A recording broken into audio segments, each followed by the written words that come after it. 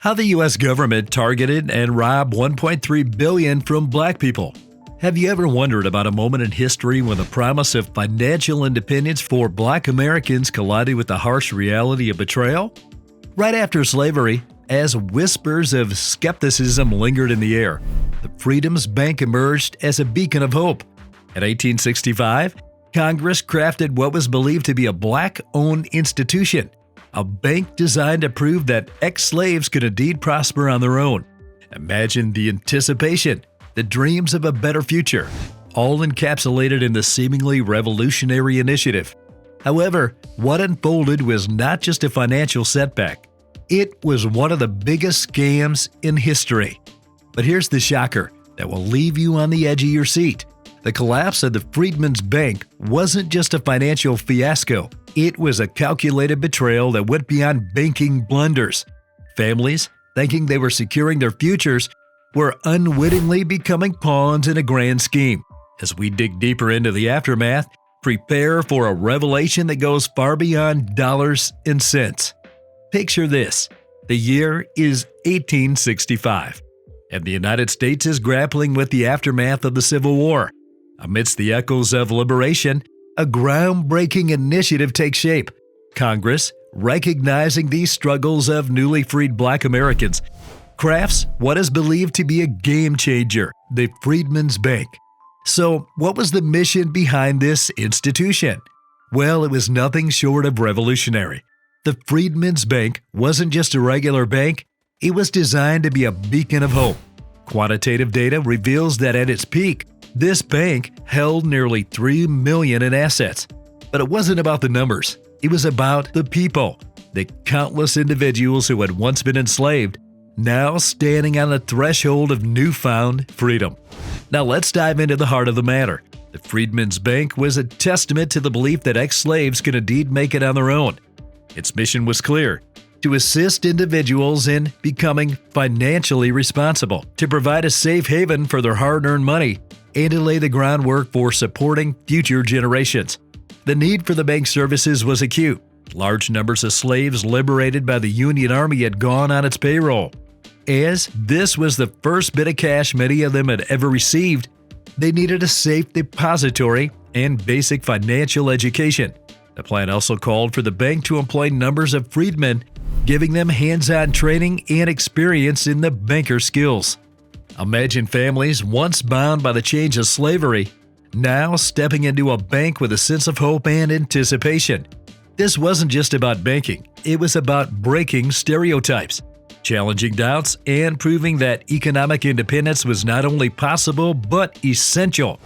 As people walked through the doors of the Freedman's Bank, they weren't just depositing money, they were depositing dreams. The bank became a symbol of empowerment, a tangible representation of the potential for economic progress in a society that had long underestimated the capabilities of black Americans. At first, all went well. With the Freedmen's Bureau helping to publicize it, the bank attracted millions of dollars from tens of thousands of depositors. The accounts they established were poignantly small. The vast majority of them ranged between $5 and $50, but these small deposits were emblematic of the historic rise of a class of black property owners. The quantitative success of the bank was evident in its assets, but the qualitative impact was in the stories of those who saw it as a lifeline. It wasn't just a financial institution, it was a community hub, a place where aspirations took root and where the vision of a better future began to materialize. The bank was quick, perhaps too quick, to acquire the tangible symbols of success. It established dozens of branches throughout the country, which attracted new deposits but also depleted its resources. It built a splendid headquarters in Washington, D.C., at the southeast corner of Lafayette Square, where the Treasury Annex now stands. But hold on, because this is where the plot thickens. What seemed like a triumphant story of liberation and financial empowerment took an unexpected turn. The Freedman's Bank, after an initial glimmer of hope, nosedived into one of the dirtiest pages of American history. It's 1865, and the bank is riding high on nearly $3 million in assets. all while families are entrusting their dreams to this beacon of financial empowerment. But guess what? Behind the scenes, mismanagement and fraud are brewing trouble. The numbers tell us the bank is flourishing, but the reality is a bit more twisted. Imagine families walking in, hard-earned cash in hand, thinking they're securing their futures. Little do they know, the very institution meant to uplift them is plotting their downfall. So here's the lowdown. Mismanagement and fraud pull the rug out from under this hopeful venture. The bank, once seen as a savior, starts hemorrhaging money. It's not just a financial hiccup, it's a full-blown disaster. Families thinking they're building wealth are instead handed a one-way ticket to financial ruin. Numbers, though, don't capture the headache. The collapse of Freedman's Bank wasn't a distant, faceless event. It was families, predominantly Black Americans, realizing the pot of gold at the end of the rainbow was nothing more than a mirage. Over 61,000 depositors are left holding the bag, staring at empty vaults and shattered dreams. Imagine the fallout, the disappointment etched on faces, the anger simmering beneath the surface. The quantitative hit is almost $3 million owed to depositors. But let's not get lost in the zeros. Let's focus on what that number means. It's the sound of dreams crashing, the weight of broken promises, and the birth of a racial wealth gap that haunts us to this day. In the aftermath, families are left to pick up the pieces. But how do you rebuild when the very institution meant to help you climb betrays you? The collapse of the Freedman's Bank becomes more than a financial setback. It's a betrayal etched into the annals of history, leaving scars that time can't erase. Now let's get down to the aftermath of the Freedman's Bank collapse. It was nothing short of a gut punch for the Black community. Picture this: families who had dared to dream of economic stability found themselves grappling with the harsh reality of shattered hopes. In the quantitative realm, it's a staggering $3 million owed to over 61,000 depositors. But let's strip away the zeros and talk about the faces behind those numbers. These weren't just depositors. They were fathers, mothers, sons, and daughters who had entrusted their aspirations to the Freedman's Bank. Imagine the disillusionment as families realized that the institution meant to be their financial backbone had crumbled beneath them. It wasn't just about losing money. It was about losing the chance to build something lasting, something that could withstand the tides of time.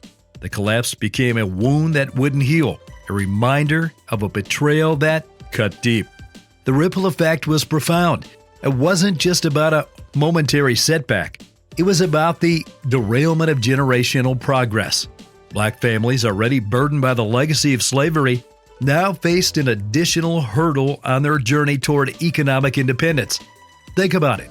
Dreams of homeownership, education, and business ventures shattered in an instant. The Freedman's Bank, instead of being a stepping stone, became a stumbling block. It wasn't just a loss of money. It was a loss of opportunities that would have reverberated through generations. In the Spartan reality, the fallout of the Freedman's Bank collapse contributed significantly to the racial wealth gap we grapple with today. The dreams of economic stability that many Black families harbored turned into a harsh lesson about the fragility of trust and the weight of systematic betrayal. Now, let's fast forward a bit and see how the mess from the Freedman's Bank keeps echoing through time. It's not just an old story, it's still affecting us today.